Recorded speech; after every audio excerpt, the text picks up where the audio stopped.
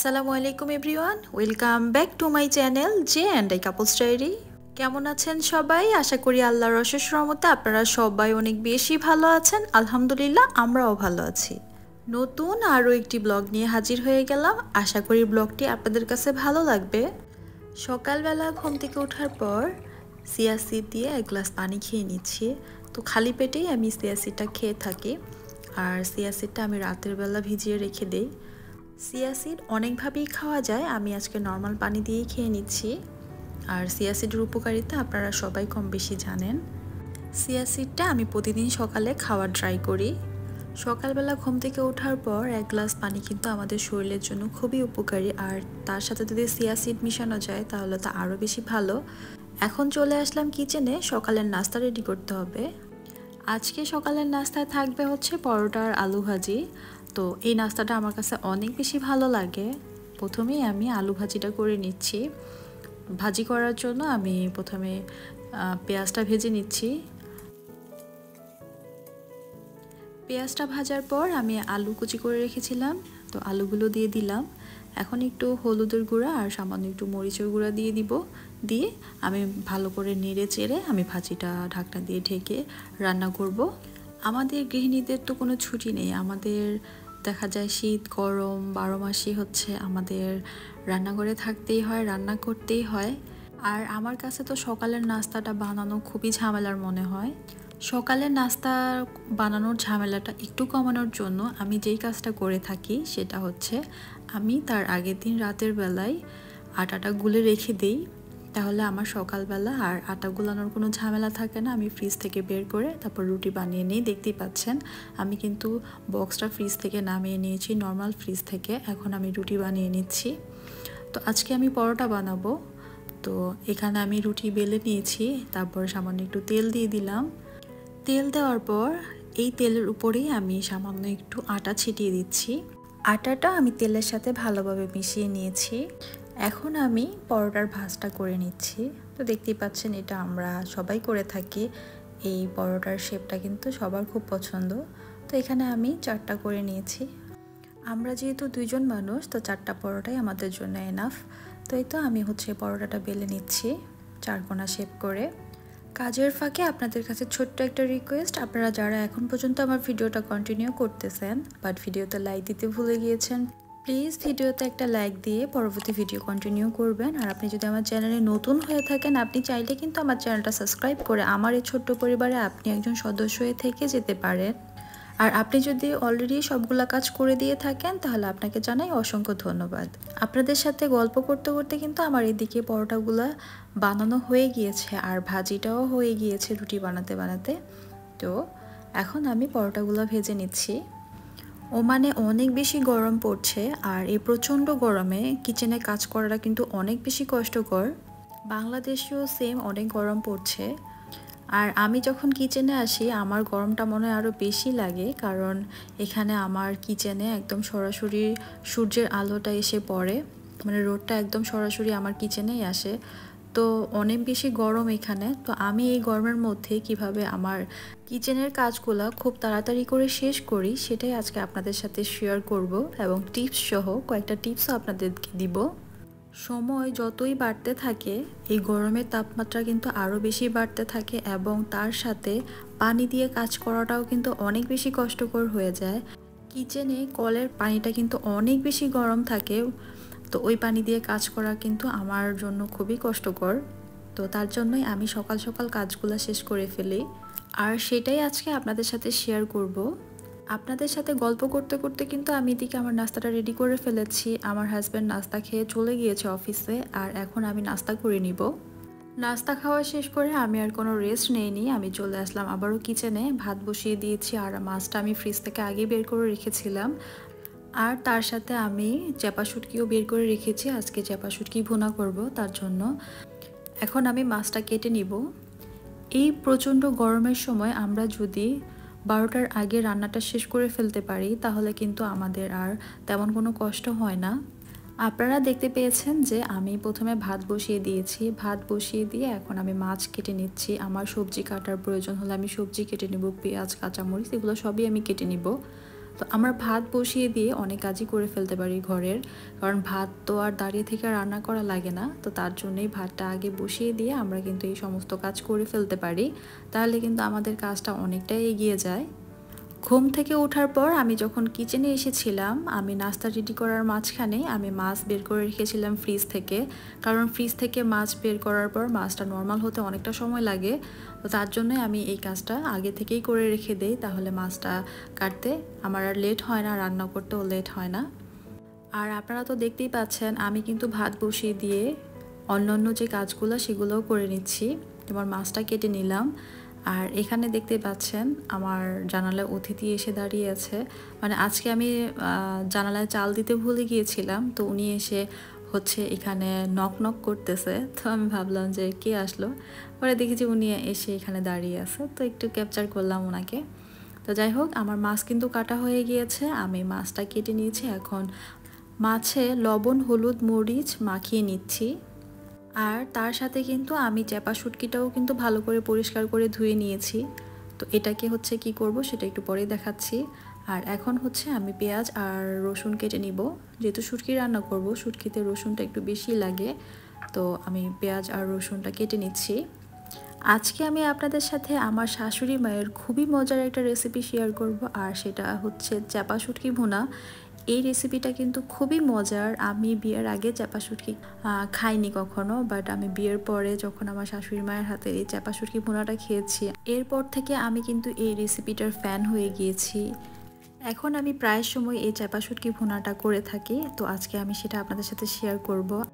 রসুনের খোসা ছাড়ানোর খুব সহজ একটা টিপস আপনাদেরকে কিন্তু দেখিয়ে দিলাম, সেটা কিভাবে আপনারা দেখে নিশ্চয়ই বুঝতে পেরেছেন। একটা রসুন নিয়েছি, রসুনটা উপর থেকে আমি জাস্ট ছুরি দিয়ে হালকা একটু প্রেসার দেওয়াতেই কিন্তু দেখতেই পাচ্ছেন রসুনগুলা কিন্তু খোসা থেকে একদমই আলাদা হয়ে গিয়েছে, আর রসুনের এই খোসাটা ছাড়ানো কিন্তু খুবই সহজ হয়ে গিয়েছে।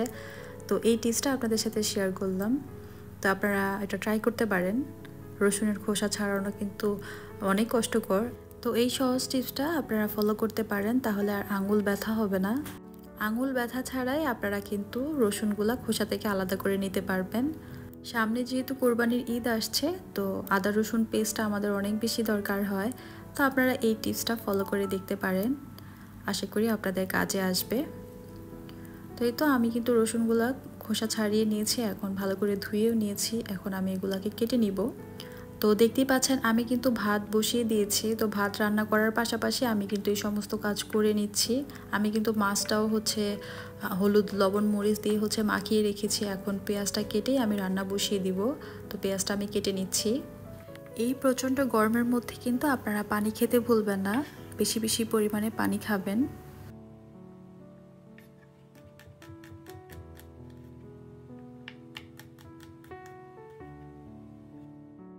আমার কিন্তু পেঁয়াজ আর রসুন কাটা হয়ে গিয়েছে। এখন আমি একটা ব্লেন্ডার জার নিয়েছি, তার মধ্যে দিয়ে দিলাম চ্যাপা শুটকি, 2টা চ্যাপা শুটকি, 3টা কাঁচামরিচ আর সামান্য একটু পেঁয়াজ কুচি দিয়ে আমি এটা ব্লেন্ড করে নেব। আর আপনারা চাইলে কিন্তু এটা পাটাও করে নিতে পারেন, আমার শাশুড়ি সবসময় পাটাতেই করে থাকে, তো আমার কাছে যেহেতু পাটা নেই আমি ব্লেন্ডারেই করে নিচ্ছি। আর এদিকে কিন্তু সমস্ত কাজ ওদিকে আমি করে নিয়েছি, আর এদিকে কিন্তু আমি চেক করলাম যে আমার ভাতটাও ফুটে গিয়েছে। এখন আমি ভাতের মারটা ঝরিয়ে নিচ্ছি।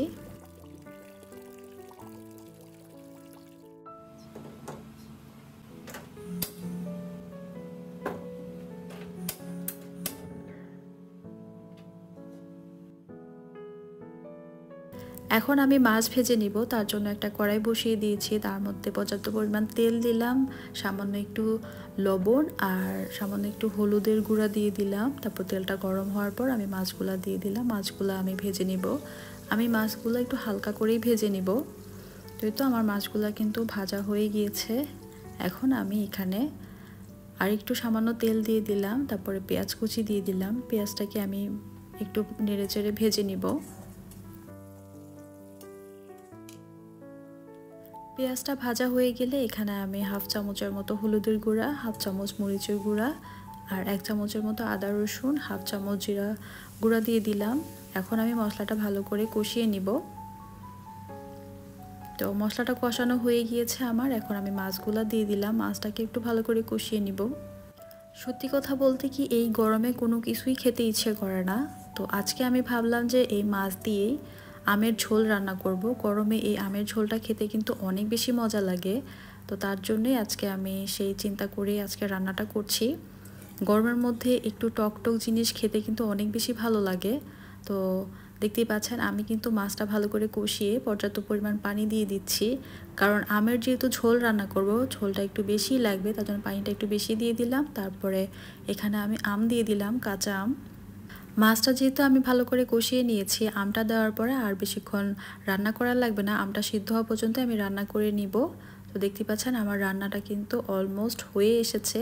সব শেষে আমি একটু কাঁচামরিচ ভেঙে দিয়ে দিলাম ফ্লেভারের জন্য। আর এই তো আমার রান্নাটা কিন্তু হয়ে গিয়েছে। আমি কিন্তু ঝোল অনেক বেশি রেখেছি, কারণ এই ঝোলটা খেতে আমার অনেক বেশি ভালো লাগে। আমার কিন্তু কাঁচা আম দিয়ে মাছের ঝোল রান্নাটা করা হয়ে গিয়েছে। এখন আমি সেই কড়াইটা ভালো করে ধুয়ে নিয়েছি, আবারও তেল দিয়ে দিলাম, আর এখন পেঁয়াজ আর রসুন কুচি দিয়ে দিলাম। এখানে যেহেতু আমি শুটকি ভুনা করব, তার জন্য তেলটা একটু বেশি লাগবে, আর আমি রসুনটা একটু বেশিই দিয়েছি। তো সামান্য একটু লবণ দিয়ে আমি পেঁয়াজটা ভেজে নিচ্ছি। আর এই তো আমার পেঁয়াজটা কিন্তু ভাজা হয়ে গিয়েছে। সামান্য একটু হলুদের গুঁড়া আর মরিচের গুঁড়া দিয়ে দিলাম। দিয়ে এখন আমি ব্লেন্ড করে রাখা চাপা শুটকিটা দিয়ে দিচ্ছি। এই রান্নাটা কিন্তু খুবই সহজ এবং খুবই মজার একটা রান্না। জাস্ট রসুনটা একটু বেশি করে দিলেই এই শুটকি ভুনাটা কিন্তু অনেক বেশি মজা লাগে। তো দেখতে পাচ্ছেন আমি কিন্তু শুটকিটা দিয়ে দিয়েছি। এখন তেলের মধ্যে একটু ভালো করে ভেজে নিব। ভেজে আমি এখানে ব্লেন্ডার ধুয়ে একটু পানি দিয়ে দিব ভাজা হয়ে গেলে। তো দেখতে পাচ্ছি আমি একটু পানি দিয়ে দিয়েছি। পানি দিয়ে এখন আমি একটু ভালো করে কষিয়ে নিব শুটকিটা।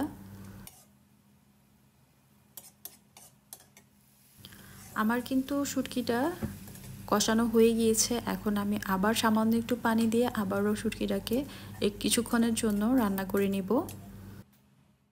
চুলার রান্নাটা বসিয়ে দিয়ে দেখতে পাচ্ছেন সিঙ্কের মধ্যে থালা বাসন জমে গিয়েছে, এগুলো আমি ধুয়ে নিব। সিঙ্কের মধ্যে থালা বাসনগুলো আমরা জমিয়ে না রেখে যদি রান্নার পাশাপাশি এগুলো ধুয়ে নিতে পারি, তাহলে কিন্তু রান্নাঘরের কাজ অনেক তাড়াতাড়ি শেষ হয়ে যায়। তো সেটাই আমি করে নিচ্ছি, থালা বাসনগুলো ভালো করে ধুয়ে নিচ্ছি। আর এই তো দেখতে পাচ্ছেন আমার থালা বাসনগুলো কিন্তু মোটামুটি ধোয়া শেষ হয়ে গিয়েছে। আমি সিঙ্কটাও একটু ভালো করে ধুয়ে নিয়েছি। আর এদিকে দেখেন শুটকি থেকে পানিটা শুকিয়ে এসেছে এবং তেলটা ছেড়ে দিয়েছে, তার মানে আমার শুটকিটা কিন্তু রান্না অলমোস্ট হয়ে এসেছে। আমি আর একটু ভাজা ভাজা করে নিচ্ছি তেলের মধ্যে। আর এদিকে আমি চুলাটা ক্লিন করে নিচ্ছি, আর কাউন্টার টপটাও কিন্তু তার সাথে সাথে ক্লিন করে নিচ্ছি, দেখতেই পাচ্ছেন। তো আমরা কিন্তু গৃহিণীরা এই সামান্য কাজগুলো যদি রান্নার পাশাপাশি করে নিতে পারি, তাহলে কিন্তু আমাদের রান্নাঘরের কাজ অত বেশি কঠিন মনে হবে না। আর এভাবে করে কাজ করলে কিন্তু আমাদের রান্নাঘরের কাজ অনেক তাড়াতাড়ি শেষ হয়ে যাবে।